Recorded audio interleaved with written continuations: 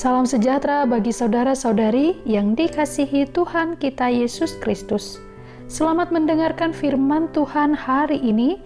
Kiranya damai sejahtera dari Allah senantiasa memenuhi hati dan pikiran kita. Firman Tuhan untuk kita renungkan hari ini tertulis dari Yesaya 44 ayat 3. Sebab aku akan mencurahkan air ke atas tanah yang haus dan hujan lebat ke atas tempat yang kering. Aku akan mencurahkan rohku ke atas keturunanmu dan berkatku ke atas anak cucumu. Demikianlah firman Tuhan.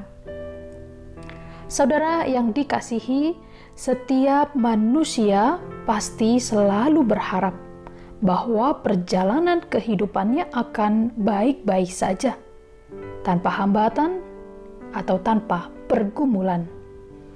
Namun, sekuat dan sehebat apapun manusia, pergumulan dan beban berat adalah peristiwa yang tidak dapat dihindarkan. Setiap manusia tentulah pernah mengalami pergumulan. Hal seperti inilah yang dirasakan oleh bangsa Israel ketika mereka berada dalam pembuangan Babel. Mereka mengalami sebuah pergumulan yang berat, sebab anggapan mereka bahwa Allah tidak lagi bersama mereka sewaktu di pembuangan. Tetapi melalui hamba Allah yaitu Nabi Yesaya menegaskan kepada bangsa Israel bahwa Allah tetap melindungi dan menyertai mereka.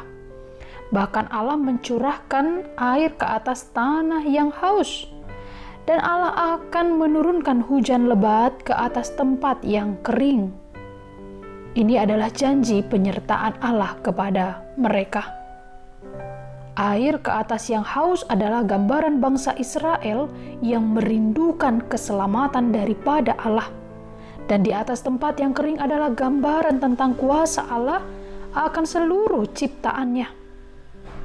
Bukan hanya itu saja, tetapi Allah juga akan mencurahkan roh-Nya kepada keturunan mereka dan memberkatinya.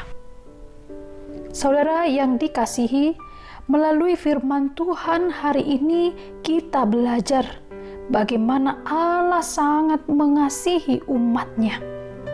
Sekalipun kita mengalami beban pergumulan, namun Allah berjanji akan senantiasa menyertai dan mencurahkan berkat-Nya atas hidup kita. Bagaimanakah keyakinan kita saat mengalami pergumulan dan beban berat yang menyesakkan jiwa kita? Apakah kita yakin akan kuasa Allah yang pasti akan menolong dan mencurahkan berkat-Nya pada kita? Sebab, saudara, apabila kita yakin bahwa Allah yang berkuasa di dalam hidup ini akan memberkati kita, maka kita akan senantiasa bersyukur dan tidak ada lagi kata-kata keluhan dari mulut kita. Tidak ada lagi sikap lemah di dalam hidup kita.